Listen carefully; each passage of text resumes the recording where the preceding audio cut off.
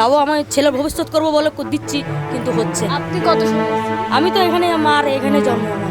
আচ্ছা, আপনাদের হ্যাঁ, আগে মা এটা আমার মানে আপনার মা বাবার ভোটার কার্ড নেই বলে বলে আমাদেরও হচ্ছে না। এখন আমরা 3 4 5 বোন, 5ই বোনেরও হচ্ছে না। তাহলে তো দাদারও হচ্ছে না, বোনেরও হচ্ছে না। তা এই ধরুন আপনাদের ভোটার কার্ড এটা কি হয়েছে ভোটার কার্ড? মাগো আমাদের ওটা হয়নি, আমাদের টাকা নেই, আমরা করতে পারিনি।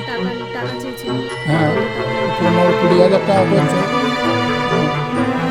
মানে কেন 15-20 হাজার টাকা চাইবে? ভোটার কার্ড তো যে কারণে যা একটু সরকারের দিকে আমাদের করেনি।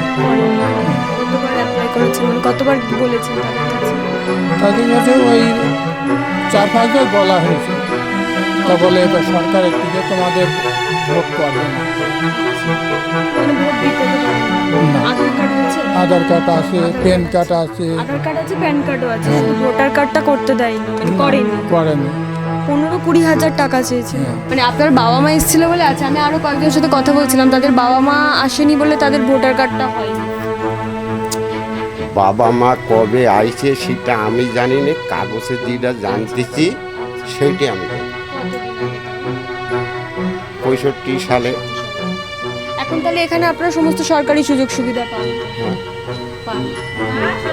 সরকারি সুযোগ সুবিধা ওই রেশনটা পাই। রেশনটা